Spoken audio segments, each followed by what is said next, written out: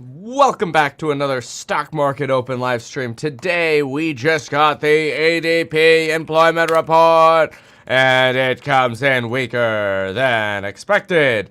Now, that doesn't mean that the Bureau of Labor Statistics is going to give us a weak report as well, but it is a little bit of a prelude to the jobs report that comes out tomorrow. And so a lot of people are a little concerned that, oh crap, okay, if the ADP report's bad, is the jobs report going to be bad tomorrow? Not necessarily. The jobs report's really good at being rigged. I know I hate to say that, but let's be real. We had revisions from March of last year to March of this year that took about 800,000 jobs away from what we were told we had gained. That convergence between the payrolls data and the household data sort of, widened so much because of that it was just inaccurate. And then, of course, the revisions just happened to get delayed and released only to, the people who, the agency or the institutions that happen to call their contacts at the BLS. It's all a big disaster. But the private version of this report, which a lot of people see as sort of like the keep the BLS honest report, that just came out this morning. The ADP employment report came in at 99,000 jobs versus the survey of 145,000, which would have been up from 122,000 at the prior. So I mean, think about this for a moment. They told us we were going to get 122,000, we had 122,000 in the prior. That got revised down to 111, so a negative 11,000 job revision. Then we were expecting to get 145 here. We actually got 99,000, which I mean is a 40% miss here, a 40+% miss. So pretty rough. Let's go ahead and take a look though at the actual ADP employment report, and let's see if we can take some notes on this report. So I'll grab the press release and get this pulled up here in just a moment. Okay, here we go. Oh. Wow. Yesterday I uninstalled the Adobe Reader, which is kind of funny. But I did, I guess I still have Adobe built into whatever this is, Chrome. Oh no, I'm a little nervous about that. Let's see what we got. Private sector employment increased 99,000 jobs in August, and annual pay was up 4.8% year over year. Okay, let's see here how that compares. I want to see the pay numbers. So job stayers at 4.8, job changers 7.3. Really have to look to see what the last was. Let's see here. AD Pizzle. I'm going to pull up the last one too. Let's see here. ADP employment. Hopefully I saved it. Otherwise I'll get it on their website.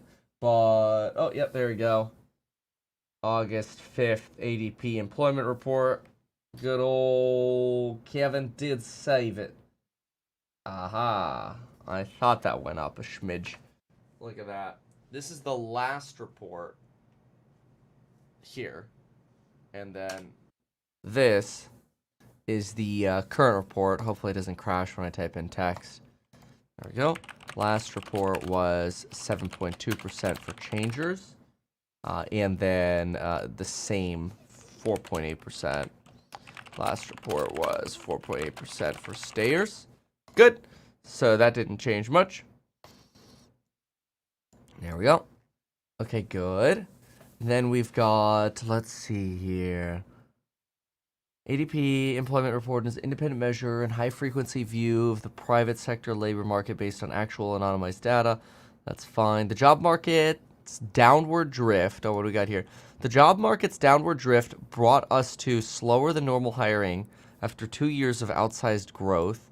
Oh, hold on a sec. What's the news? For the productivity to rise to be revised up to 2.5% from 2.3%, and unit labor costs to be revised down, but it should. Claims come in slightly low, 227 versus 230, with an upward revision last week of 1,000. Confirm the weakness that everybody's waiting for it to confirm. That's down from down from 232,000 the prior week. Continuing claims falling to 1.838 million from 1.86. So the number of people accumulating in the jobless in unemployment insurance declining there. Non-farm productivity coming in right at estimate, 2.5%, revised up from 2.3. Unit labor costs, wow, revised to 0.4 from 0.9, guys. This is really confirming for a piece of data that I know the Fed chair watches pretty closely, that the inflation impulse from labor has really come down quite markedly. You were running 112 quite a bit higher on those unit labor costs. And the productivity story, guys, could be an interesting story to talk about here. You want to be really careful about using the high frequency productivity data. But one of the untold stories from that big revision downward that we had in the jobs, if you don't revise down the growth, it means we were much more productive. So there could be a gathering productivity story, which is good for growth long term and good for inflation. But like I said earlier today, yesterday's beige book with its anecdotes about consumer spending ticking down across the districts, about flat hiring across the districts, together with today's ADP report, all raising some questions about the strength and the momentum of the economy. This number today, the jobless claims, not confirming weakness when it comes to firing, which is sort of what we know. Andrew? Hey, Steve. So, okay, put your Jay Powell hat on. You read these numbers, you think about these numbers, and you say what to yourself when it comes to what we're going to be hearing next, or I wouldn't say next month, we're here already in September. I think the first thing Jay is saying is, God, I hope we're really in a productivity boom here. That's what every Fed chair hopes for. And I think he'll say, God, I hope we're in a productivity boom, and I hope I'm able to recognize it if it's really true and there. That's the first thing that I think any any person in economics ever hopes for. That's the first thing. Second thing is, good. We don't have a whole lot of firing, but I do have to watch the hiring side because, as you might think about, Andrew, employers try to hang on to their workers. They say, okay, maybe you don't work as many hours. Maybe you do a different task here before I have to let you go. So the hiring stalls and then the firing comes in. Right now, the hiring, it seems like it's pretty even at 99,000. It's actually not that bad for a normal economy here. It's just we've gotten used to, as Neela said, these big numbers in the post-pandemic economy here. 99 would be a normal, pretty decent number. We'll see what happens tomorrow. You look, Andrew, my problem here is this. I think I correctly faded the last couple years all of these recession calls. I don't want that to bias me going forward if the economy really does weaken here and not be aware of what's going on with the economy. It's not going to fade every time, but you just want to be a little careful because they had it wrong for a long time about this imminent recession. We ended up reducing, as I reported yesterday, job vacancies, not real jobs. That's what went away. And then you get to a point now where this ratio of the vacancies to the unemployed is now right around 1. That means that when we do have further weakening in the economy, you'll lose jobs, not vacancies. Steve, want to thank you for more on the data and talk about tomorrow's big jobs report. Want to bring in. I think that's an interesting way to put it, this idea that as more weakening potentially comes, you end up losing actually jobs since the vacancies have already been closed up a chunk. Now, what I did, and I wanted to pull this here, let's see here. Where is... oh, there it is. Okay, perfect. Okay, so I hit play on that really quick. I gotta run this little automator thingy. Okay, cool. That's running. All right, so yeah, I have this little automation for my Mac that throws a date on all my files. So it made it really easy to find last month's employment report because of that. And it goes by date created for the file rather than date last modified, which I much prefer when the files are created, having the date on there. So very useful. But anyway, so take a look at this.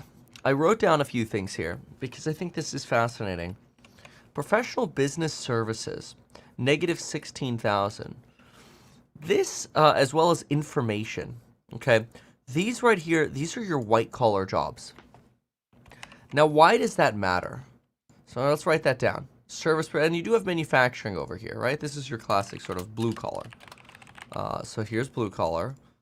And then, of course, here's your white-collar. But the biggest decline is right here in professional and business services. And what I wrote down is that, remember, not everybody is eligible, I should say, for unemployment insurance, basically, and therefore shows up in claims. So think about this. If the people getting laid off are more likely to be higher income, white-collar individuals, then you frequently don't see those people apply for unemployment because they receive a severance and therefore they can't. Maybe their income was too high. Maybe they have other sources of income, which is worth writing that down as well, other sources of income. Or they have too much confidence that, oh no, I don't need unemployment. And there's this stigma around it. I shouldn't say ego. I should call it more of like the stigma of unemployment. And so I do wonder, and we already know that claims are lagging, right? Claims are very lagging. We already know that. But it's interesting to me because look at this. The NAS fell on the release of the the ADP report right here, and then rose on claims that came in slightly lower than expected. And I think it's so interesting because both ADP and claims are lagging, but the market is highly reactive to this. Reactive, we should say, to labor readings. In my opinion, it's not a sign of the market being dumb. I think it's a sign, it's worse, it's a sign of illiquidity, right? The more you get volatility, think about this, more volatility over data that matters less can be a red flag of volatility. Basically, or I should say, red flag of lack of liquidity, right? AKA, if buyers are already deployed, then even marginal selling can have big impacts on price. And so you get these larger swings. That's a little bit what I think. Yeah, it's very, very interesting. Very, very, very interesting. So, small establishments, 1 to 9 hiring, could mean people are hiring cheaper contractors with lower overhead, picking up the lowest bidder because money supplies are. Yeah. Yeah, I put the little here. The reason I put this for smaller establishments is these are usually your at the margin hiring, like your economic hirers, right? Small biz IMO is very sensitive to economic or to macro, I should say. I mean, think about this for a moment. This makes logical sense. I'll put my little, oh my gosh, Adobe. There we go. Oh, it's working well today, actually. Think about this for a moment. Small business usually doesn't have the cash reserve. I don't even have to say usually. Doesn't have the cash reserve like Microsoft, obviously. So you're more reliant on immediate cash flow. Can't feed negatives. Higher debt costs, right? You don't have like a bond market you could finance with. So I think it's very very much something to pay attention to. So let's see here. Russia is going to be buying a lot of gold over the next while. Just announced a gold buying program. White collars are the money spenders as well. Nice.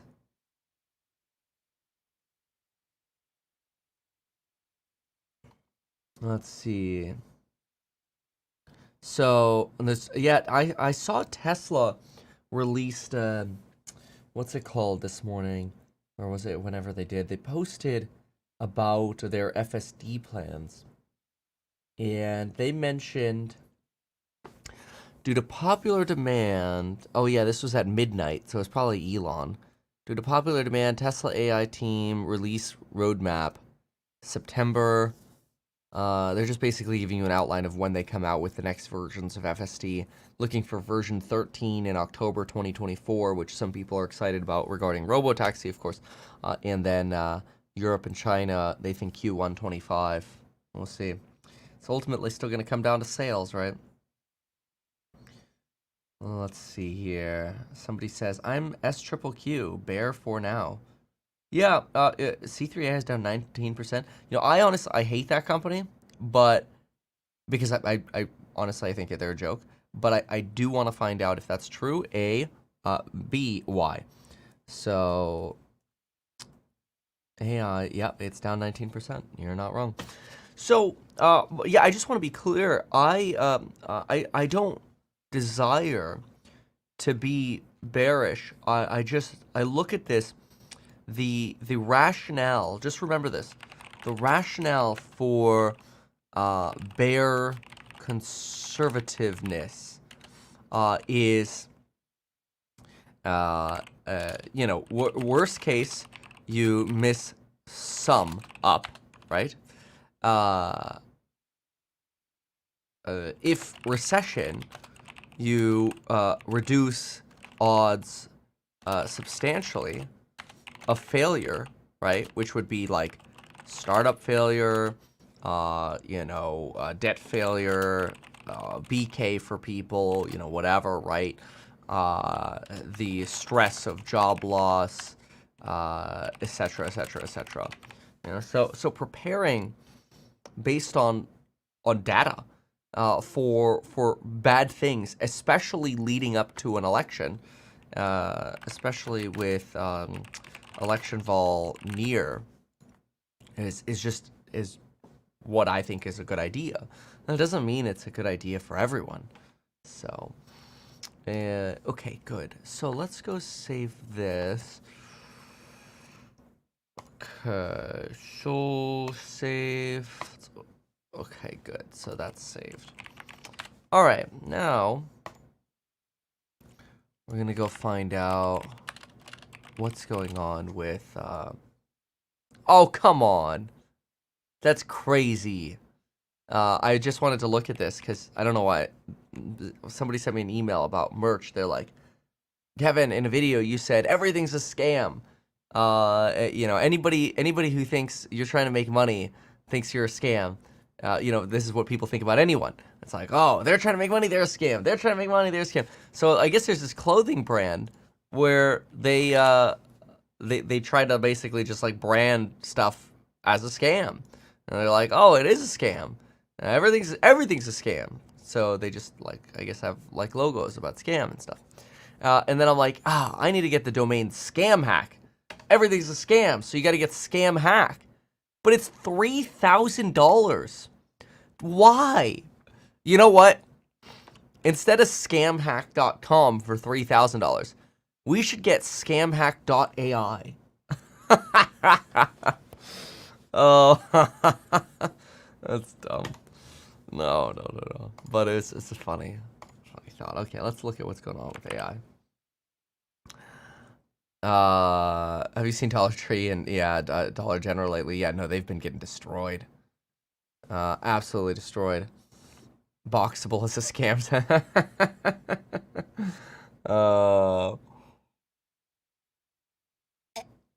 G4G says, I straddle the fence. I don't think I've ever straddled the fence.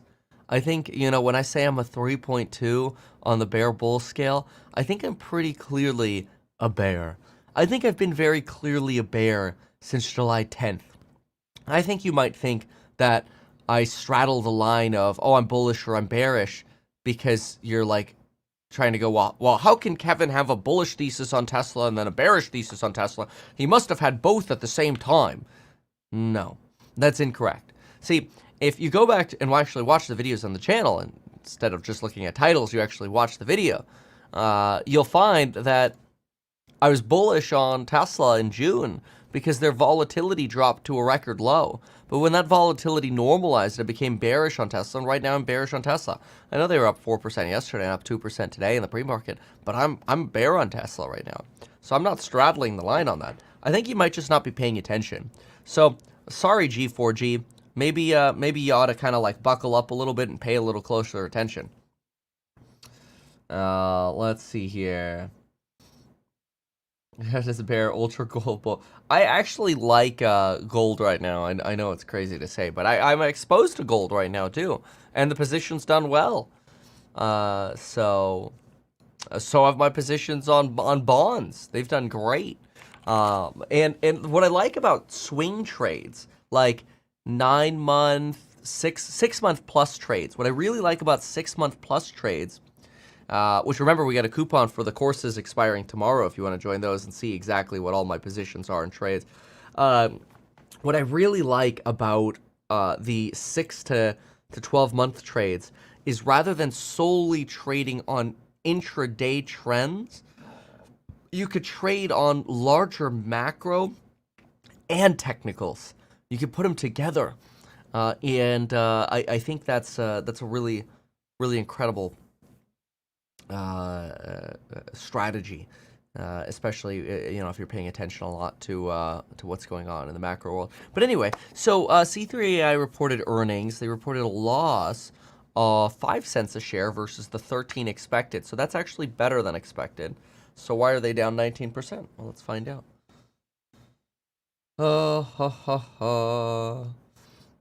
Yeah, everybody gets fussy, by the way, in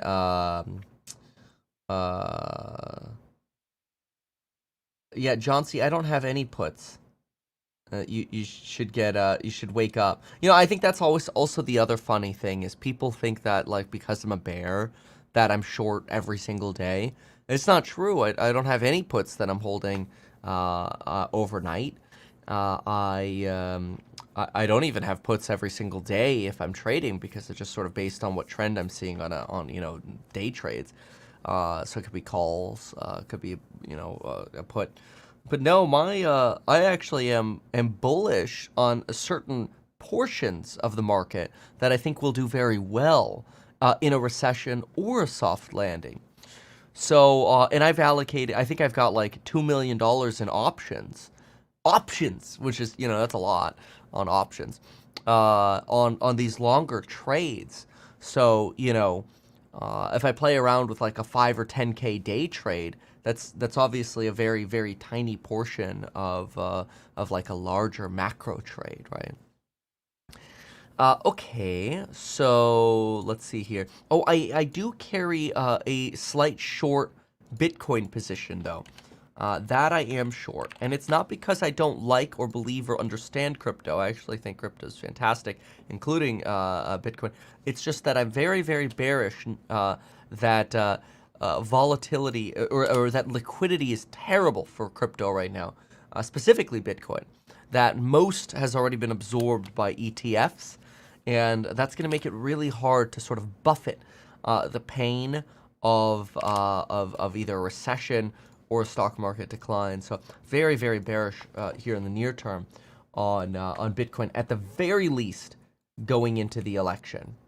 Again, I don't want to be bearish, but I am. I like to say, I am what I am. So it is what it is. All right. Let's change this really quick, and then we can go to. Boom. Yeah, and I didn't post a video yesterday. I spent so much time on the phone with JP Morgan yesterday. Well, it was actually like a Zoom call, but they are just wonderful. Just shout out to the folks over at JPM. Like they do such a great job, and they're doing such hard work for us. So I really appreciate them. It looks like they are going to be our bank of choice. Knock on wood. But things are looking really good for our wealth advisory business, which we expect to launch on October 1st. You can learn about that over at stockhack.com. But probably next week we'll have our updated, since we're just collecting an interest list now, our updated disclosures out. then we'll start sending agreements to folks. But it's really neat because people will basically get the setup would be you would essentially create an account, a brokerage account with JP Morgan, which is kind of cool, or Chase, whatever. And as our wealth advisory clients, we'd be able to either have a discretionary position in your accounts or not, which is totally up to the individual client. But by seeing the brokerage account, that's going to be a lot easier for us to help advise people on allocating as actual financial advice and getting into real estate. That's going to be our big thing, is trying to evaluate how can everybody build some real wealth with long-term view on real estate, obviously combined with stocks and bonds or otherwise. So pretty excited about that. Okay, so let's keep going with C3AI here, getting distracted. So C3AI, 5-cent loss versus 13-cent expected. That was for Q1. And then thoughts on Tesla puts, seems overbought. So I see. Like I said, I keep getting distracted. I think it probably depends on how the market opens, eh? But I see what you're saying. I think the 221 line is pretty powerful, and I'm pretty convinced Tesla's going to go down over the next 2 quarters. Next year should be better for Tesla, but should be. We'll see, absent a recession. Revenue matches, so Q1 rev matches at $87.2 million. And Q1 subscription revenue miss. Wow, the revenue matched. Is it the guide that missed? No, the guide came in. Subscription sales. Subscription revenue disappoints. So let me see here. Software company reported subscription revenue for the first quarter that was weaker than expected. Interesting. Let me go into the C3AI earnings expectations. Maybe I can get some more data here. So, no, I mean EPS beat, revenue beat. So the market must have expected more than what their guide was. They said there was strong momentum in signed agreement, but substandard revenue growth plus op margin, we stick to underweight. So Morgan Stanley, I'll write that down. Morgan Stanley, not they said. They said there was strong momentum in signed agreements, but substandard rev growth. That's the thing about software companies. It always comes down to revenue growth. The results were okay. We don't think Q1 will swing bearish investors. Muted incremental boost from enterprises marching towards AI. Okay. Yesterday I read through others. I'm going to just say others say muted march towards AI by enterprises. I was reading a piece from BlackRock yesterday, and it sort of argued this similar thing, which was AI is being adopted much slower by enterprises than a lot of folks had hoped. How are you going to define a recession? They changed the definition in 2022. I know. I remember I remember exactly where I was when the second quarter GDP report came out. I was on the I think it's called the Eurostar, the train that goes from Paris to London. And I remember looking at my family going, "Wow, we're officially in a recession." And then it got revised away. No. For me, I would look at it not as what GDP is, but rather at a real shift upwards in unemployment. It's more than GDP.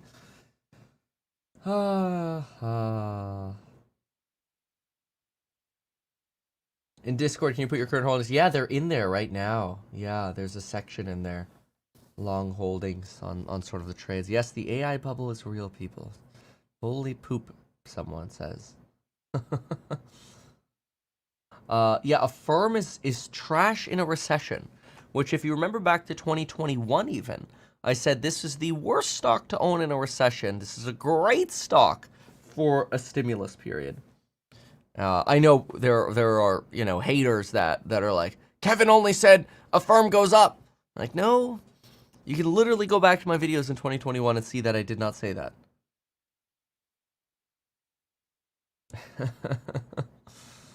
Yeah. So let's see here. Sell H. How's Celsius doing? Yeah, I know their pricing power is waning a little bit. Well, yeah, and their stock has halved as a result of that. Man, look at that double top. What a perfect double top right there, huh?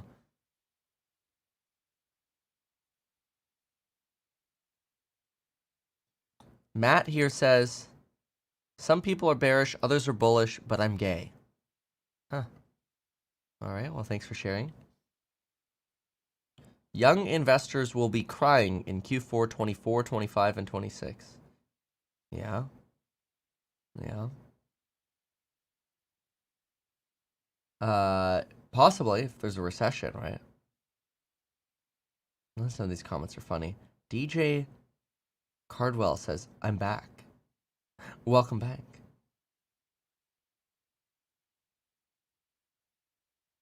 JJ Morales, Westlake. I identify as a course member. I love it. That's great. Rothschilds own JPM. Oh no, the evil Rothschilds.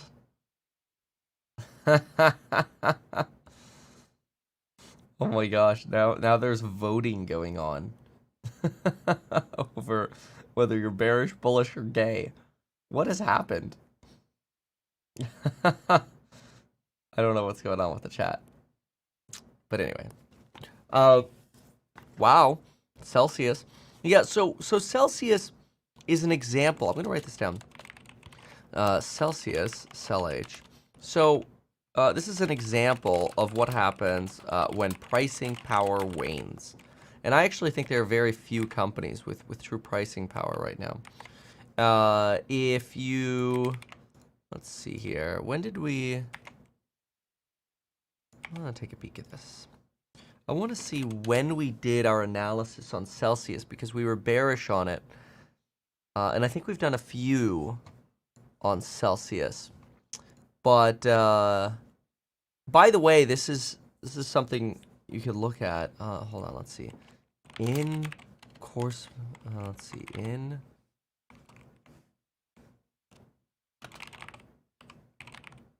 there we go. Cell H. Ah, okay. So take a look at this. I think you might find this interesting. You look on Discord, you could actually just type in for the course member live streams here, in course live streams, Cell H. And you could see my Palantir analysis and Celsius analysis with a little bit on Uber and Planet Fitness on August 6th. Celsius again on June 25th and January 10th. And all of those, I came away bearish. All three of them. You could go back and actually watch those videos in the course lives. And so it's interesting because if you look at August 6th was after their earnings, I came away bearish. It's been down since then, you know, $10 or whatever, $8. Since my bearishness on June 25th, right here, it's down almost half. And then we did another analysis on January 10th. January 10th, which is over here, where it's also down about half, nearly half. So it's very interesting. But yeah, that's something I think a lot of people forget is we have a lot of archived fundamental analysis that you're welcome to check out if you're a course member. A lot of people, I mean, we've got, you know, and how many people watched my last Palantir and Celsius video? 3.4 thousand. So you know, if you want to see these, you know, it's not just about, oh, what's Kevin allocating to get perspective or whatever. It's also the analyses videos. I think they're very useful, and a lot of people like playing them back on 2x just to sort of catch up with some fundamental analysis. So anyway, Labor Day sale ends tomorrow. So take a look at that over at meetkevin.com. Price always just goes up. We raise the price a little bit over time, and I think the next price increase is pretty decent. So if you have questions, email us at staff@meetkevin.com.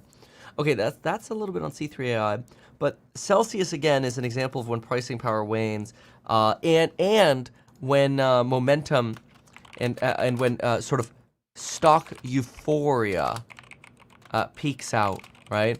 Like, this is a risk for like an NVIDIA. You know, I think an NVIDIA could look like this because the margins at Celsius are still great, are still, I'm going to say excellent, actually.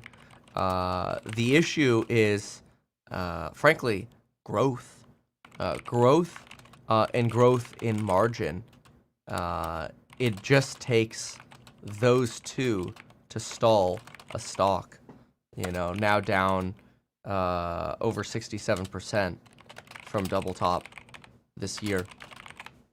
It's kind of wild. So JC says, who's going to keep buying his overpriced courses? You know what I think is funny is people think 500, like whatever it is, $590 or whatever, right? So you pay $590 one time, and JC says that's overpriced.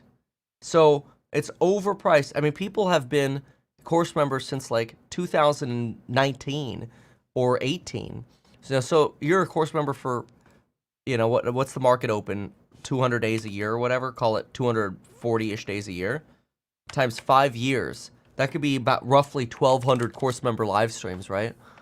$590 divided by 1,200 course member live streams means you're paying 50 cents for a course member live stream. It's like putting 50 cents into a little vending machine, you know? Like, it's like, and you get that for life. And it's like you never have to pay again. I guess that's overpriced to JC, and I don't know. But he wants to know who's buying. Well, I just look. Let's see. Yajong, thanks for joining. Wilbur, thanks for joining. Michelle joined, thanks for joining. Eduardo, Carlos, Quinn, Evan, Allah, not with an H. Thanks for joining. These are just some of the recent names here. The list goes on, but I wanted to know. So, but yeah, you can never fully appease the haters. So but that's okay. That's all right. We got Lego cups for them.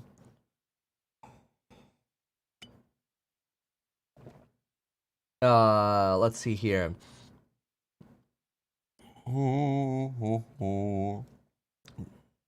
Tyler here says, member for 4 years. Nice. Oh, that's freaking awesome. Someday it'll be 2x. Yeah, well, that's true.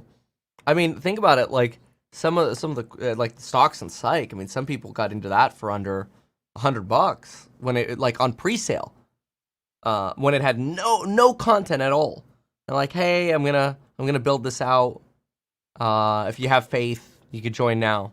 And you know, now it's like $600. Now the value has grown tremendously since then. But yeah, I mean, you know, 5-6 years ago, some people joined. It's like 6x. So, are financial advice fees a tax write-off?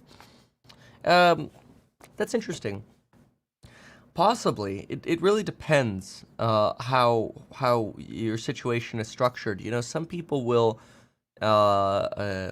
see sort of wealth advising and consulting as business consulting, and they'll write it off. So it really just depends what your situation is. It's certainly a CPA question, but you know, we have a CPA in the office, so that'd be a good question for them. So, 1 basis point uninverted. Oh, is that true? Went from 500K net worth to 600K net worth with Kevin's real estate courses. Oh, that's amazing. Congratulations, Dark. JC says, I remember when you had a counter and reached 10K subs. Oh, that's funny. Yeah, I actually, Graham and I, we had the same counter there for a while. He was like, we have a picture somewhere. I think I was like 20,000. He was like 140,000 subscribers. And we were in Canada when we got him. I think Jeff Wybo. Shout out to Jeff Wybo. They gifted us them. That was really cool. If I remember correctly, it was them. I don't know. Yeah. All right. So yeah, let's go to news here.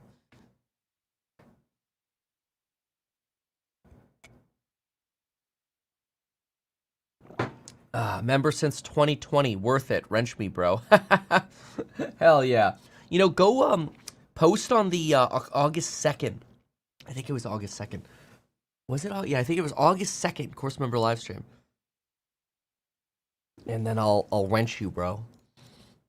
I'm pretty sure that's the one it was. Anyway, let's listen to Jimbo for a moment, and then I got some more stuff to yap about too. General counsel, and he's general of Uber. I mean, Uber's like the premier tech company out there. Think about the arc of Uber. It was really the first one. It was the one that actually came to profitability. We know that Travis Kalanick's story, but I just think there isn't a more quintessential California tech company than Uber. And here he comes in. He's general counsel. Before that, remember, he was at PepsiCo. Then he was at Justice, and he went very hard against the banks. So his whole... Yes, August 2nd, course member live stream. Everyone who was posted there has gotten a blue wrench. And I literally just went through it again. So if you're a course member and you feel unwrenched, Roberto Garcia just commented 4 seconds ago. Boom! You're wrenched, homie. Wrench me, bro. Tim, 712. Wrench me, bro. Boom. Done. Anyway, all right. So, see what else we have here. Let's write down what are some takeaways from the ADP employment numbers. Well, we know it came in low. 99K versus 145K expected with negative 11K last month revision. I would say roughly stable on wage growth. And then what was the other takeaway? The other thing I wanted to write down was that, negative 20K jobs for professional, biz services, and information, negative 8K manufacturing. And then I'm going to just say, we believe a white-collar recession is more likely to understate unemployment claims on a weekly basis due to white-collar workers' stigma around unemployment, other sources of income, reputation, and potential severances. I think that's reasonable. Frogman, member since 2022. Thank you. Yeah, hey, look, you know, I'm not perfect. I never profess to be perfect, but I always try to provide perspective every day. So what is this? Geek, Gimme Wrench, Daniel Wrench, Matt, MFK, Jim Bob. You know, Max says Bob is his boss. So every time Max does something, he says Bob is his boss. Oh, I like how somebody says pew pew. You know, I gotta show you all a picture. It's a trash picture. I really oops. I just accidentally undid Tim. And now I redid Tim. Okay, there we go. I gotta show you this picture. In California, you gotta wait like 10 days to pick this stuff up after you go, you know, sign your papers or whatever. And I really think I failed with the photo on this, so I'm a little disappointed with myself because it just doesn't look that good, the photo. But I just quickly took a picture while I was in the box, mostly because of the pew pew flag. Let's get it to actually come up here. There it is. Look at that. So I just bought this It's actually a semi.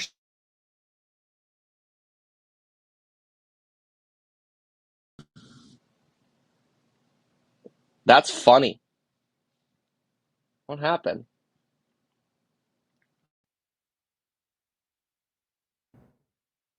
That was awkward timing. It's like kind of like kicks you off. Is it show the rifle and get kicked off, eh? That's crazy timing. But anyway, I can't hear myself anymore. That's okay. I'll fix that. Oh, okay. I see what happened. Okay. No, that was not YouTube's fault. That was Kevin's fault. Actually, I don't exactly know how I did that, but whatever. But what I wanted to show in this, watch, I get disconnected and canceled again. What I wanted to show in this is, look at this. If you zoom in onto the little badge, right, oh, I can't see it. Remove, there, can you see it? Remove before pew pew. I thought that was kind of cool. But yeah, it's a shotgun, which is crazy because in California, you're only allowed to have 10-round mags. But I feel like they give you what looks like a 30-round mag, but you're putting, you know, double-aught buck or slugs in it, and so you're getting these massive shells in what looks like a 30-round mag, but it's 10 shells. But it's like, it's insane because, dude, 10 shotgun shells from a semi-auto? Holy crap, that's a lot of power.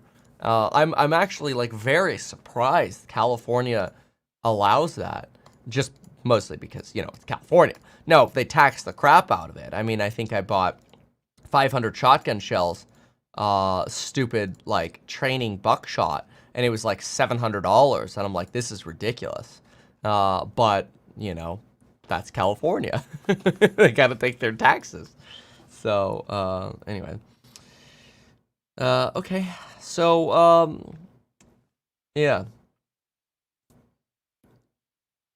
So I got mine in Vegas with extended mag. Nice. Yeah, you could get a barrel mag, like I think 20 rounds for them. Kevin gearing up for the end of times when Kamala's voted in. No, stop. Just move to the most MAGA state ever. No. Yeah, somebody says, I have shot some mag-fed shotguns, aren't most reliable. So what I've found, at least from my studying, is that you really have to cycle through about 250 really high-powered rounds to break these suckers in. And then you shouldn't have malfunctions. Usually the malfunctions on the mag-fed shotguns is you're not putting a heavy enough load in. So I purposely went with, you know, a 3-inch, and then, I mean, more inches is always better. And the heaviest load I could find, also always better. Big load and longer, just to make sure we could really rack back on a shot, you know, because it's gas powered, right? So the more boom, the more kapow. And it's heavy enough to where it could handle the recoil pretty well. Okay, so, because it's on all metal frame, right? Anyway, okay, so I'm getting distracted again. It's like morning coffee talk with Kevin. Did y'all see Hawk Tua is, I guess, now making a podcast, and it's Talk Tua. I thought the name was actually clutch. God. Okay, so going back to the ADP report. Oh, follow me on Instagram, by the way, if you haven't already. Yes, like, I'm really kind of proud about these. Last little distraction here. I love, because I always have this issue where, like, I'm trying to figure out what backpack to use. And so I have been having a lot of issues picking a backpack. And this is not sponsored, I promise. I just, like, hold on. Like, oh yeah, this was my 3D printed MP5 that we talked about yesterday. But, I got, like, I find that so often my backpacks are just, like, there's just too much crap in them. Like, this one is a little Starlink backpack. And so I have the mini Starlink in here in case I gotta upload a video from, like, a tarmac or something, with a power inverter and battery and my mic and stuff. But it's just not as functional as I'd like, and it's messy. So I'm gonna not use that backpack, And I just got these. I'll show you on IG. And they're, oh, come on. Okay, hold on a sec. But yeah, follow me there and you can kind of see like all the crazy stuff. Oh, come on. It doesn't let me put IG up? What kind of trash is that? That's some Haktua trash. No, it should. Does it? Yeah, there we go. Yeah, these. And so I put the little pouches on the front because you could buy little pouches if they have like the military straps on them. So they got a little duffel bag, which I thought was cool, and I kind of put little custom little whatever thingies on them, the little Velcros. Rents due, of course. You know, and we got like the backpack. That's I think the 35 liter, which is great because it's got 2 compartments too. And so I really like that. But then I also wanted a smaller one because I don't always want to have a giant backpack. And I thought this one on the left was great for like an iPad mini right here. And they all kind of match. And I actually think they look kind of cool. So I was a big fan of that. Anyway, yeah, you can see all that kind of stuff. And the babies on my story at Real Meat Kevin. Is it Real Meat Kevin? No, it's Meat Kevin. I don't know what it is anymore. Okay, so let's see what they say here. Severance. Oh, apparently I can't spell severances. All right, so ADP. Let's look. ADP employment report. There we go. So this was the weakest since 2021. I mean, we already went through the report. Jobs market is in a downward drift. Indicator to watch is wage growth, which is stabilizing after the post-pandemic. We already know that. Another report showed the lowest level of unemployment claims now at a 3-month low. Oh, I mean, that's interesting. 3-month low, though, on unemployment claims. Oh, what's the breaking news? Ford sales up 13.4%, so a nice month for Ford. Ford. When you break down the key numbers that we always look at when we get Ford's monthly sales, truck sales up 12.3% compared to the same month last year. Hybrid sales. Hybrid continues to be red hot, and Ford is taking advantage of it. That's where the market is. That's where Ford is pivoting, up 49.8% in August compared to the same time last year. And then EV sales up 29.8%. August over August. Bottom line, you continue to see the growth in hybrids and in EVs for Ford. Overall, though, very nice month for Ford with increase of 13.4%. Guys, back to you. Hey, you know, Phil, I read yes. Somebody's asking, did I ever get Starlink for the plane? No. They took my 150K. They probably refunded to me. I think they did say they would. But they took the 150K for the plane because they said the model was FAA approved. And then they're like, just kidding, it's not approved yet. It'll get approved next year. And I'm like, bro, we're coming up on 2 years now of you holding on to my money for Starlink. So I have the little mini Starlink. But honestly, the mini Starlink, if you're like a hotel person, kind of sucks. Because you can't get reception through a window, it seems like. So you just have to be outside. So I feel like it's more for like campers and stuff. Kind of like a sat phone. Useful if you're out and about. Anyway, somebody here says, Kevin, you're still long Ubiquity. Yes. I've actually been pretty much a pretty big fan of Ubiquity since their inventory bottomed out right around 140. I didn't get in the bottom on that one, but yeah, I've been a big fan of Ubiquity, and I still am. I think they've taken some pretty big hits over time, which makes them look pretty interesting to me right now, even in the environment that I'm in, or that I think we're in right now. So, someone says, I love how Ford is getting out. Honestly, you know, yeah, like, I was comparing, we did this, I think, the other day, but, like, big Ford, like, trucks, right, versus the Cybertruck, and, there's just way more space in some of these big Fords. Like, I get it. And so, you know, from a size point of view, I totally see the desirability of a big truck. Now, I'm not, you know, I don't have a truck. I've got the Tesla Plaid. But, I mean, you go to look at some of those, even just used, there's some cool trucks you could get out there. Like, look at what is this? I feel like the used pricing's come down a lot too. 50K, 350 Super Duty with 10,000 miles. That was probably like 70K new. Whatever. We don't need to go into the car discussion again. We've already done that. But I get it. You know, there's a lot of choice out there. So, all right. What else? So, hedge fund, Wally hires Citadel. That's boring. Verizon agrees to buy Frontier. That went from no talk to we're buying them all within like 24 hours.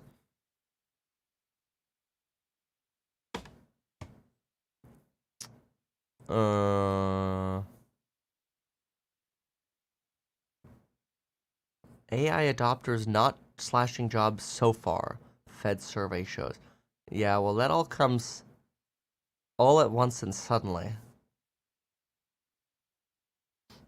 Let's see here. 1 in 10 firms said they have adopted AI and have cut jobs in the last 6 months. About 5% reported that using AI reduced employees over the past 6 months.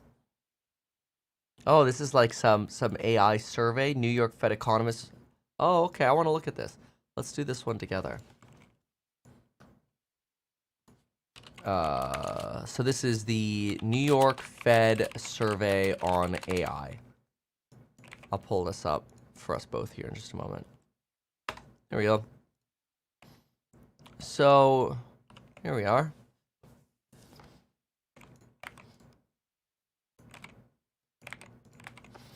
Okay. Rapid rise in AI has the potential to dramatically change the workforce. However, how firms are adjusting their workforces to accommodate is not yet clear.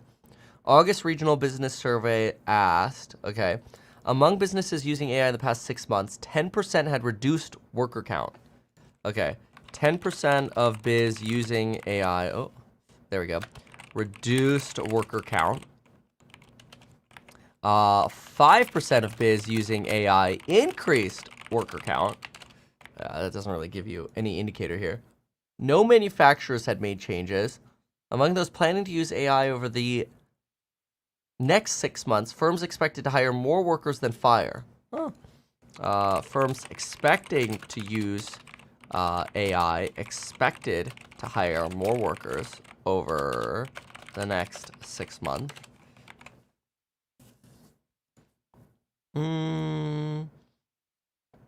These results are consistent with economic arguments that downplay the alarmism about the potential of displacing workers. Yeah, I mean, I still think of AI as like a supplementive tool.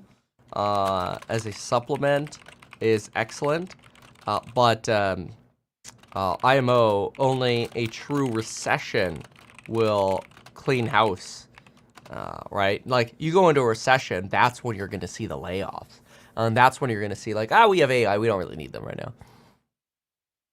25% of service firms reported using AI, 16% of manufacturers. That's actually a lot lower than I thought.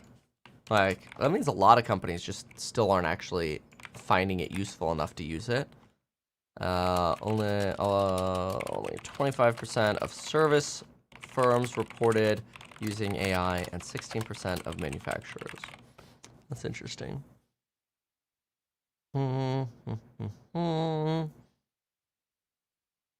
Have used AI. Yeah, that's pretty low. Businesses plan to retrain workers to adapt AI. Okay. Wage expectations. Most respondents expected negligible changes on wages. That's not a surprise. How AI will shape the labor market. Too small to be detectable at this point. Yeah, it makes sense. Does make sense. Somebody here says F-250 over Cybertruck all day long. How much can I get a used F-250 for these days? Here's one on Carvana. Oh, they have, how is that one $147,000? Oh, it's like souped up. Look at that, that's crazy. Shelby. $150K though? That's a lot. A sweet Sprinter for that price. That seems a little overzealous. I mean, it's I guess it's got some customizations to it. That seems a little too much. What's the bet on a 250? Is it 6 or do I have an 8? I mean, it looks long. But anyway, F250 bed size. Oh, you could get either. It goes up to 98 inches. Wait, 98 inches? Yeah, that'd be 8. Oh yeah, they have a 6.75 foot bed and an 8 foot bed. You could choose. See, I like the 8 foot bed idea, because then you can actually get that sheet of plywood in without having the gate open, right? Das ist zu teuer, says someone here in German. Oh yeah, I totally agree. They have both, yeah. Lost everything in a 200K margin call. Shit, man, that sucks, dude. No, I'm sorry to hear that. DJ, and you just spent $5 asking that question. Now I feel bad. I've had really great days trading, and I've had really bad days trading, as anybody who's traded before. And the only thing that sort of like I find that's really effective to me is you gotta. Okay, this is gonna sound weird, but it works for me because I have a lot of them. You look at a baby. So you find a baby, like this is Violet, a little Princess Vi. And what I find is I look and I go, does this baby care that I'm up or down money? And the answer is no, because they have all this potential. They only know hope and potential. They only know, hey, I can try again. I'm alive. I'm in this world. The privilege of being in the world, and I get to try again. And so I think that as long as you have the capability of making money again, I think you look at it as like, you kind of have to write off the mistake, and that feeling of regret will always be there. But you kind of just have to think about it and go, hey, am I dead? Or am I dying? Are you in prison forever? Obviously, the expectation here is the answer to all of those is no. You have the capacity of starting over. It sucks, but don't let it take away from working, right? Because you might look and go, crap, I got to work a year and a half to make that money back. That's just going to make you miserable saying that, right? So, I think you look at it and go, it's a number, right? It's a number in an account somewhere. So sorry that happened to you, though. That sucks. Tough environment right now. Okay, let's go back over here. So, let's see here. Why is Cuban so pumped up about Harris? Yeah, a lot of... 50K for the Shelby name? Oh, I see. Yeah, he really is. He's really into sort of either Biden or Harris or otherwise. That is true. I'm really hoping for more policy insights, which it seems like they're looking for that.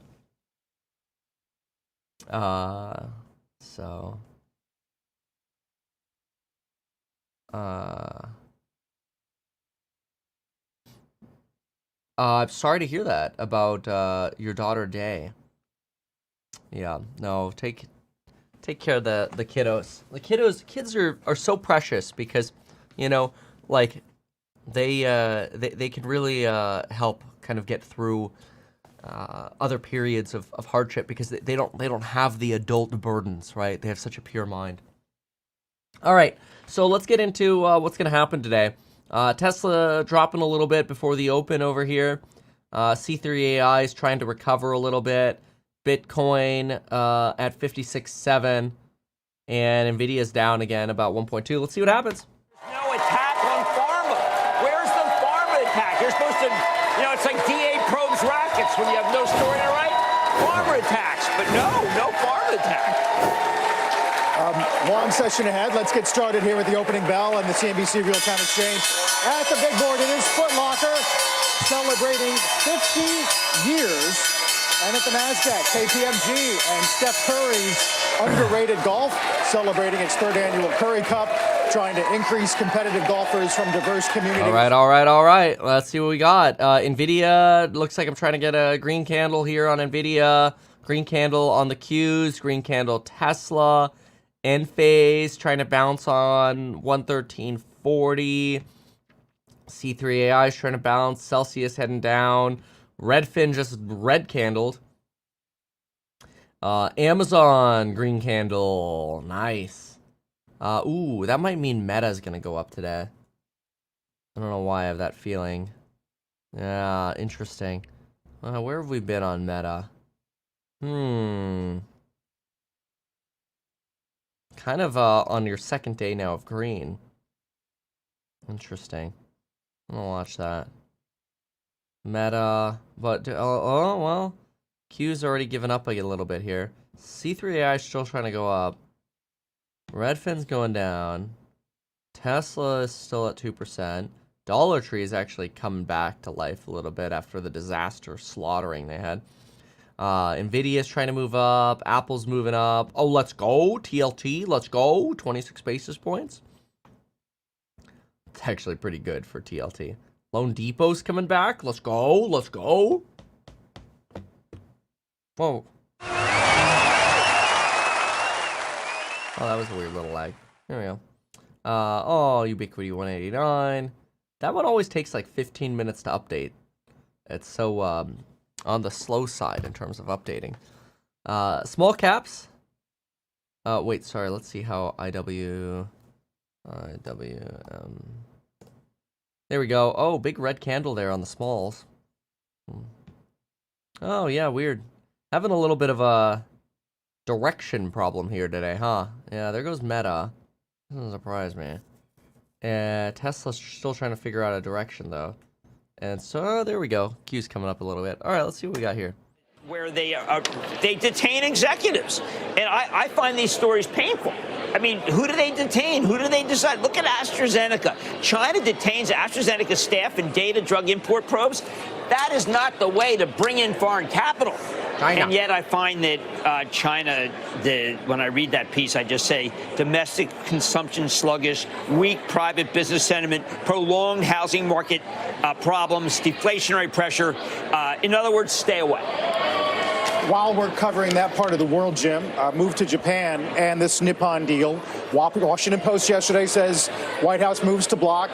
We mentioned the Journal op-ed today that kind of argues that a Cleveland Cliffs chase is about unions protecting unions. Yeah, now, okay, so let's go over this. I've been very negative. I read from the 50s that story was going to happen because Lorenzo Gonsalves, who's the incredible CEO of Cleveland Cliffs, came on our show and said, listen, that deal's not going to happen. I'm a believer in him because he is true north when it comes to telling the truth about the steel industry. I would point out that there are...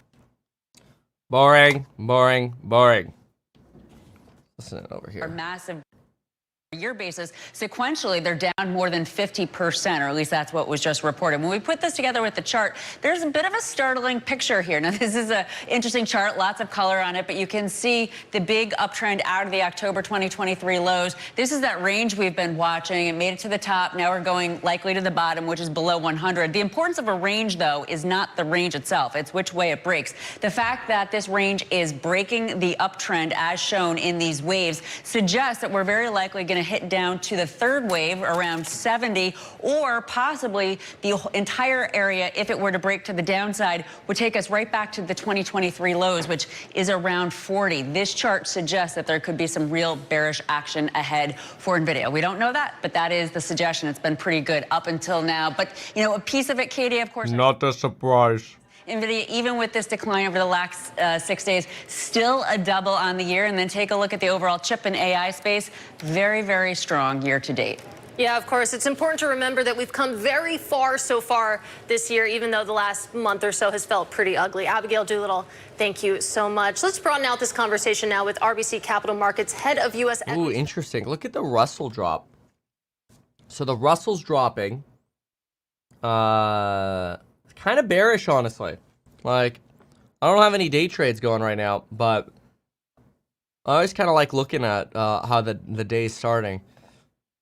The first 5 minutes are always so kooky, though. Going back to 460 right here, 460.58. Oh, Tesla's going 3% now. And bouncing off that 221 line. It's pretty good. Oh, there you go. IWM's trying to get a green candle here, catch a bid. And Q's going for that reject. Let's see if it can break through this. Amazon 2.4. Oh, nice on Amazon. Very nice. All right, let's go back over here. Market a little bit to get some of those inflationary pressures off. Well, be careful what you wish for. We've got it. Now we're worrying it's going to go a little too far in the other direction. But I think just really threading that needle is what the street wants to see. We are focused on stocks right now. Obviously, we just had the open, but I want to get your economic perspective on what a rate cut really does for this economy. I mean, even if it's 50 basis points, does that change the housing picture? Does that impact car buyers? Look, I do think that you have seen recently just a lot of weakness percolating in that auto segment in particular. We heard about this back in May at the RBC Consumer Conference, and you were starting to hear it around the same time in company earnings reports. So it does seem like that's suddenly come on, and something about sort of where we've been in the very, very recent past has kind of hit a tipping point there. So maybe you could get some improvement there. You know, I know our data science team, they have some different data points they monitor on housing, and they do see when interest rates come down just a little bit that you do see sort of a spike in searches. So, you know, it could help, you know, I would say in terms of sentiment at the margin. But I think you're right. I mean, we are sitting here at a very high level of rates. It's going to take them time to get down. It's going to take time for that to feed into the economy. But I do go back to the idea that while this economy is clearly softening, you know, we're hitting some potholes here and there, it does seem to be pretty solid under the surface. So I do think we have some time. Lori, what does a landing look like? And is employment really the only way to look at it? We stand here today and that 210 curve has lost its inversion. It is disinverted. We have met that moment, but what's the road ahead looking like? So I would say, you know, if I'm just sort of I know people have put out their different definitions of soft landing on GDP and other things like that. I mean, I would like to see it stay above 2%. I think that, you know, 0 to 2% is typically a weak environment for equity markets. So from my seat, I really need it to sort of stay above 2 to have the market believe that we're not on the precipice of a recession.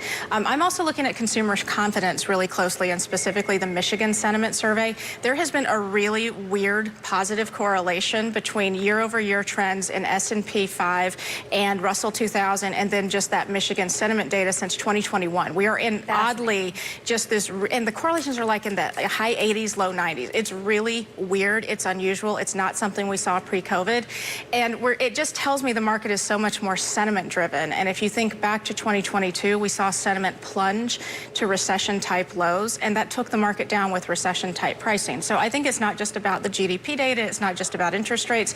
It's also, frankly, about how people feel.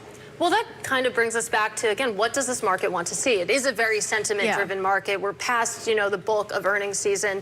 Now it's just the macro environment, and this is a Fed that's trying to cut rates here, and the point has been made. I think it was Mike Wilson over at Morgan Stanley saying that a 50 basis point cut probably would spook markets at this point, and we're really pricing in it's like a razor's edge. And look, I do think you can sort of make the argument, if I take the counter right of my own view, right, because I agree with you and Mike. Like, I think that 50 basis points spooks people. I started in the business in 2000. We get these big chunky cuts or surprise cuts.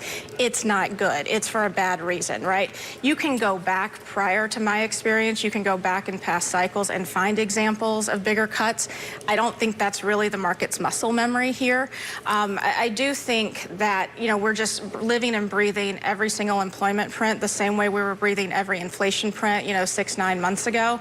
I think that a lot of people I talk to in my seat, right, equity PMs, they're listening to what companies are saying. And apologies to the beige book, but they're not really reading the beige book, right? Like we're not there yet. Right. I was really puzzled by the reaction to that yesterday.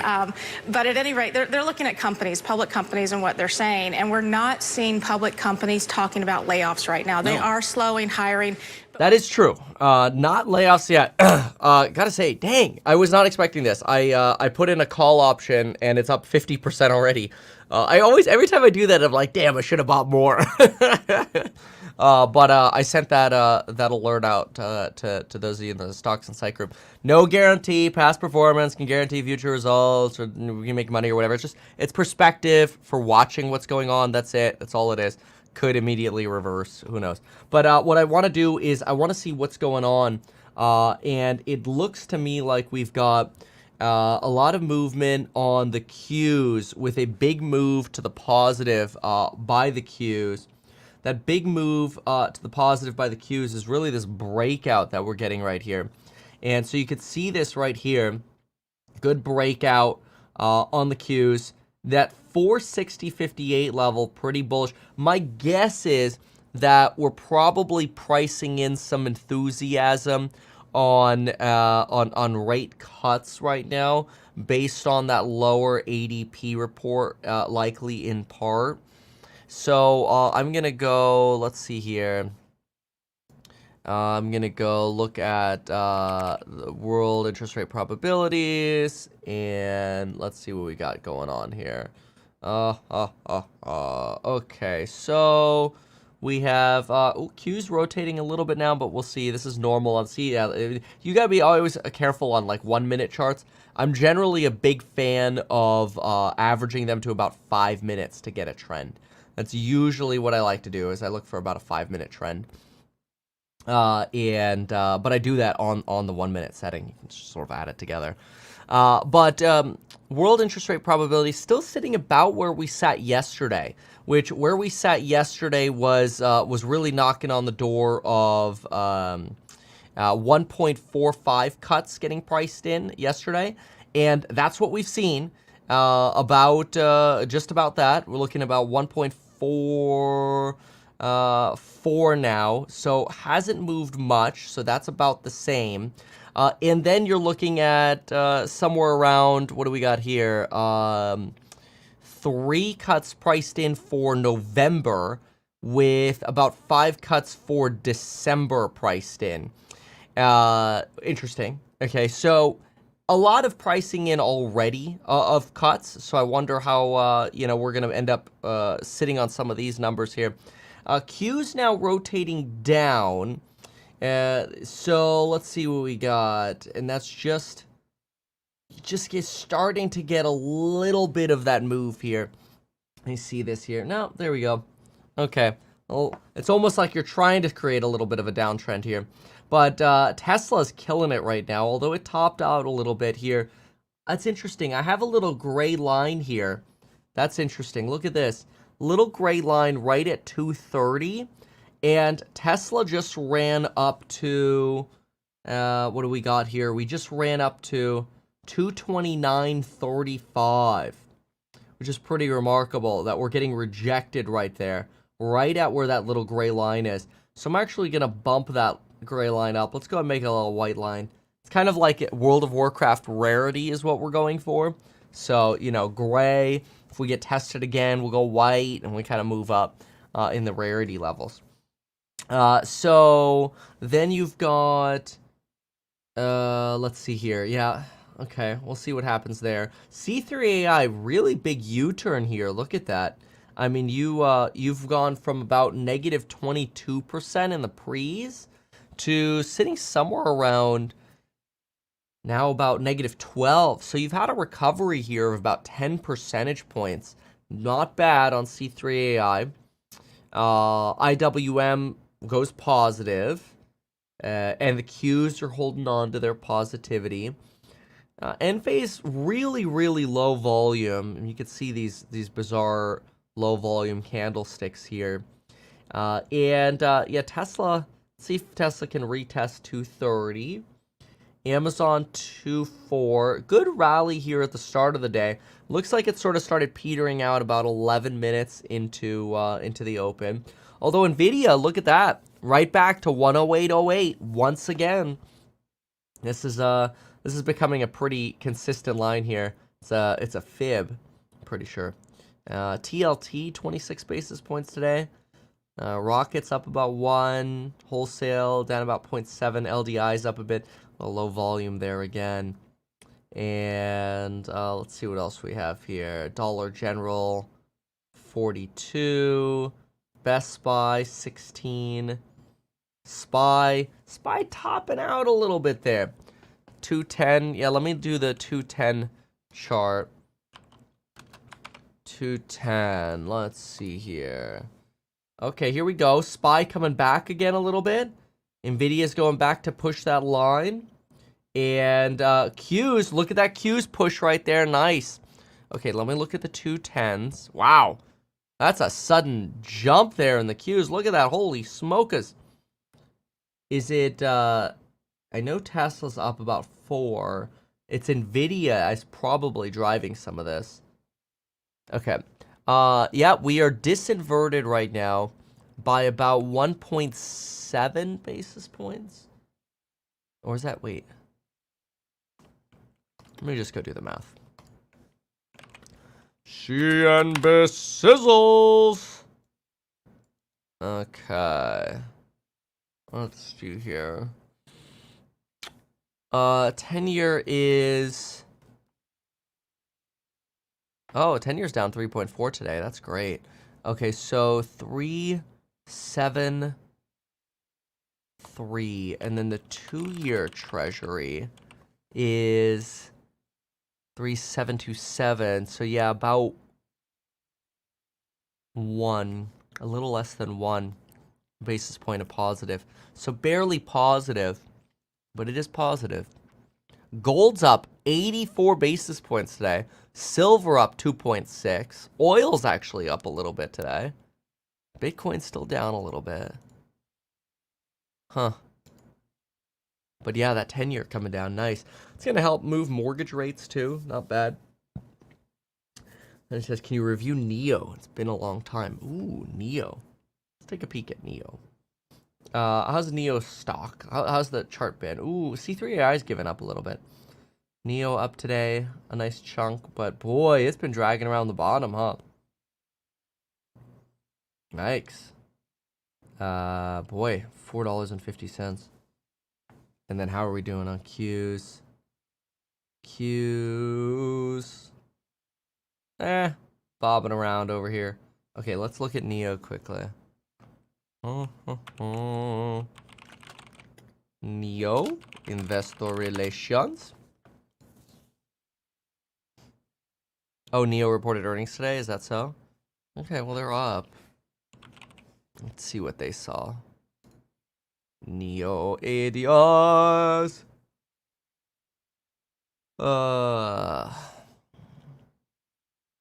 Okay. So, NEO, Q2 rev beat, margin beat, Q3 deliveries, 62,000 expected versus 56. Ah, nice deliveries beat. That could be one of the reasons you're seeing a nice Tesla run there, too. Smaller than expected losses, sales nearly double. Well, that would probably be year over year. But NEO's unaudited. It's right here. Q's great rally that's already kind of stalled out a little bit, though. We'll say up about 24 basis points right now. Little bit of a stalled rally. Tesla's still going back to 230 rather. It's knocking on the door of that right now. Bitcoin 56.7. Supermicro down 241. AMD rejected at 140. Okay, let's see this. This is NEO. Okay. So, Pioneer, leading company in global smart electric vehicle market, today announced its unaudited financial results. Okay, fine. Vehicle deliveries were 57,000 in the second quarter of 2024, consisting of 32,000 premium smart electric SUVs, 24,000 premium smart electric sedans, representing an increase of 143% from the second quarter of last year, and a 90% increase from the first quarter. Wow. Good for them.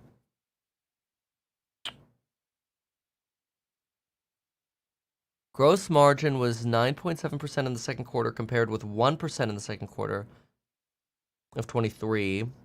Really nice margin expansion here. Let's see if they have any commentary on sort of the vehicle market.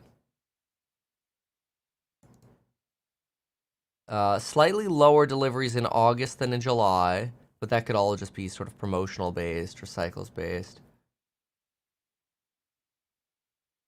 Second quarter record-breaking, increased recognition from users about our competitive technology. AI theme unveiled, breakthroughs in multiple domains. In-house developed, intelligent driving chips, full vehicle operating system, smart system, intelligent driving. Due to ongoing cost optimizations, our vehicle gross margins increased to 12.2% in the second quarter. They're pretty optimistic. I'd love to see the earnings call here.